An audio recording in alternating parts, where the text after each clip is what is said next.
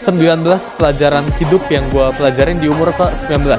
Yang pertama, yaitu umur muda itu adalah senjata sosial yang baik banget orang itu nggak punya, tapi justru kalian yang muda, itu kalian harus manfaatin.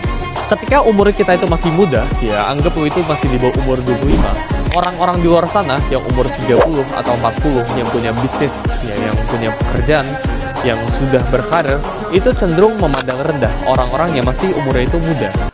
Jadi ini merupakan sebuah advantage, ini merupakan sebuah keunggulan yang kalian itu sebenarnya bisa manfaatkan.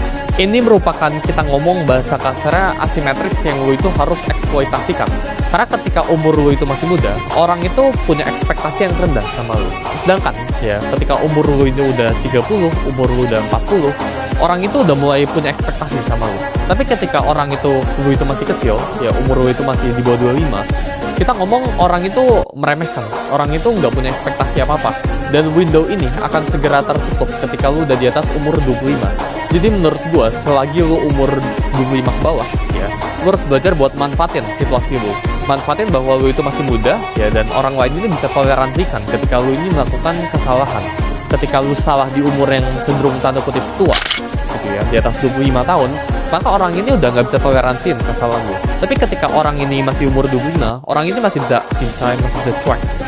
Jadi jangan appear too strong, jangan pengen terlihat kuat, jangan pengen show off, jangan pengen pamerin diri kalian, tapi justru manfaatin umur kalian yang masih muda, ya, ke orang-orang yang ada di luar sana. Ekspektasi rendah itu bakalan masukin lu ke ruangan-ruangan yang lu susah masuk. Tapi sedangkan, ya, kita ngomong anak umur 19, anggap punya skill trading 10 contohnya, 10%.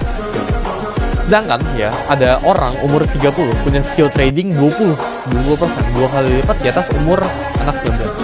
Tapi anak umur 19 ini bakalan jauh mendapatkan lebih baik akses dibandingkan orang yang umur 30 ini. Kenapa? Karena faktor umur.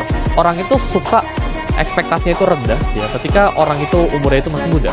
Sedangkan kalau umurnya itu udah tua, ekspektasi orang itu meningkat gradually. Jadi ini window yang again gue bilang bisa tertutup. Jadi manfaatin buat kalian yang masih umurnya itu masih muda, manfaatin.